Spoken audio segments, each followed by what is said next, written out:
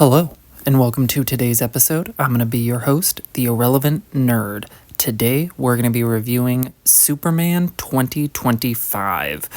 So, I saw this movie on Sunday. It's Tuesday morning, and I had wanted to take a little bit of time to just let my emotions settle, kind of reflect back on the movie. So this is going to be spoiler free because the movie did come out pretty recently. I will be doing a spoiler free review because I do have some thoughts that I would like to expand on, but I don't want to ruin anything for anybody. So I will start with the good. I did like David Corenswet as Superman. I thought he did a really good job. He has the look, he has the mannerisms. Thought he did great. I don't know if he's any better or worse than Henry Cavill, but I think he does a good job for this movie.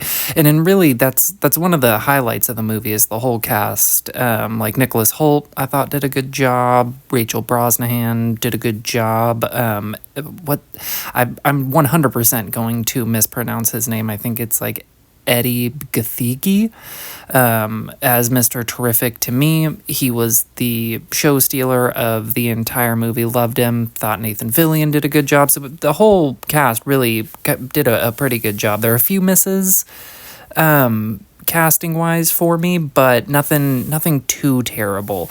I really liked the score, the kind of play off of John Williams' original Superman theme. I thought they did a good job incorporating it in, though I do think it might have been overused just a little bit in the movie. Yeah, just a little bit.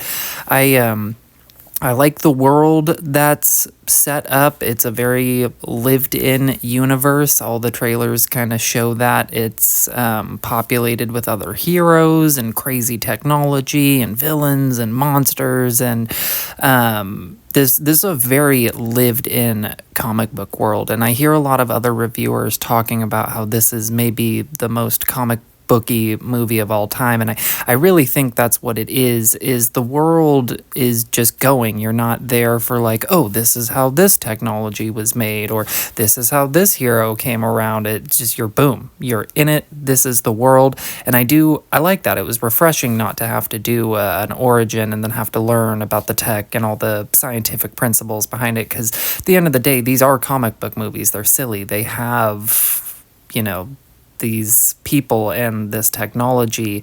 So I liked seeing it. I think the setup of the world and what it could mean for the future movies is pretty good. And then even like just beyond the actor portrayal, I did like Superman in this movie. I liked the characterization. I liked his message and the lessons he learned.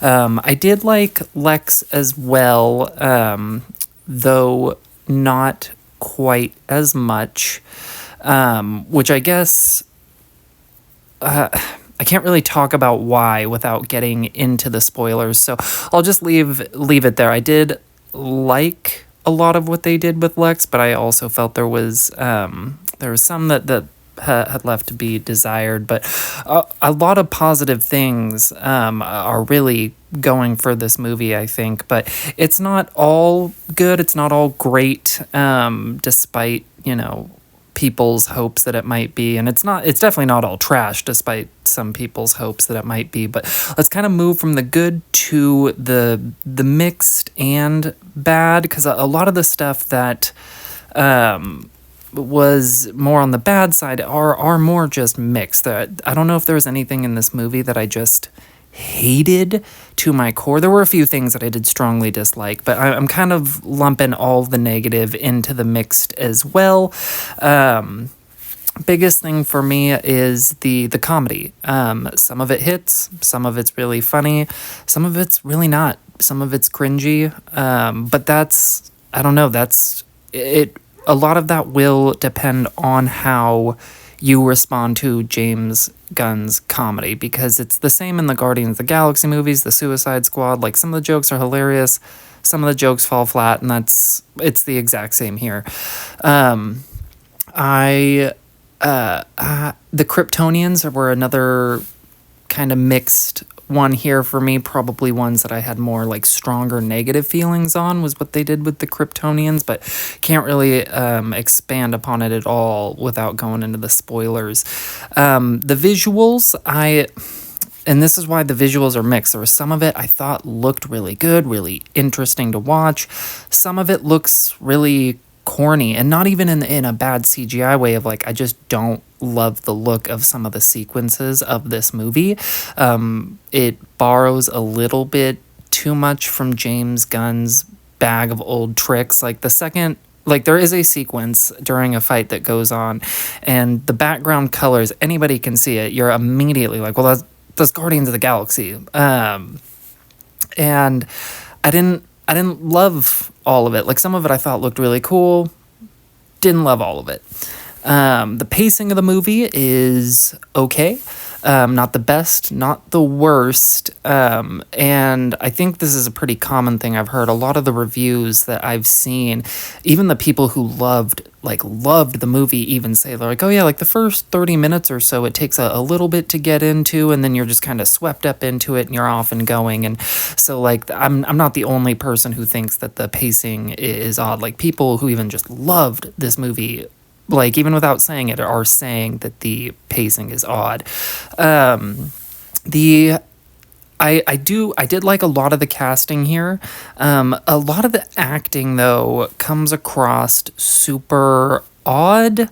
It's not the best, and it's not David Corn sweats, like it's not comparison to Henry Cavill, anything like that. It's a lot of the acting of the side characters around him, and some of the other main characters are just not my favorite. There are good performances here, but there are some that are a little too over the top or cheesy, however you want to describe it. But kind of moving right along the list of this mixed here is the Kents. I see what they were trying to do with the Kents in this movie, and I appreciated the fact that they cast lesser known actors, but there was some parts of their portrayal that I didn't love, in particular with Ma Kent. It hit me weird, and it hit a lot of people in my theater weird, and even my son said something immediately after the movie. Nothing, like I said, nothing terrible, but they're not my favorite characterizations of the Kents at all. Luther's allies that you see in the trailer are kind of, they're cannon fodder. Their intentions, to serve Lex seem questionable, and there are parts in the movie that you're like, why do you keep doing what you're doing? It's characterization not super strong with Luther's allies, even though they do provide some cool moments. Superman and Lois's relationship in this movie is okay. I think I might like it a little bit more than Amy Adams and Henry Cavill's portrayal of their relationship, but I didn't love it. That's why it's in the mixed. And Superman he's a little shouty in this movie. A lot of the trailers show that. You hear people complaining about it, and they're not wrong. Like, even though I did like his portrayal, I thought he did a good job in the role. I don't like how much his character was yelling. Like, people can display that they are upset without raising their voice, which is kind of a big thing in Superman, is that he's not quick to give in to those kind of crappy emotions. And in this movie, he's shouty, and there are a few things he done that are still straight up a little bit petty. So yeah, little bit odd characterization with Superman here and there. Character development is really lacking for a lot of the characters outside of Superman, and even Superman himself does not have the best character development. There's like one scene really that shows him learning a lesson and kind of moving forward with it, but beyond that, not a lot of character progression for anybody in the movie. The soundtrack, it was okay. Like, it didn't bother me, but I was expecting more. Because one of James Gunn's biggest talents is using the soundtrack in his movies. He does a great job, despite what you think of his past movies. The soundtracks just work. They're fantastic. They play into the movie super well. They're memorable. So overall, I was pretty let down by the soundtrack. And then the last thing, and again, I can't get any more specific without getting into spoilers, but the cameos in this movie were not my favorite, and I will have some expanded thoughts on the in my spoiler-filled review. But a lot of these cameos just weren't they weren't it for me.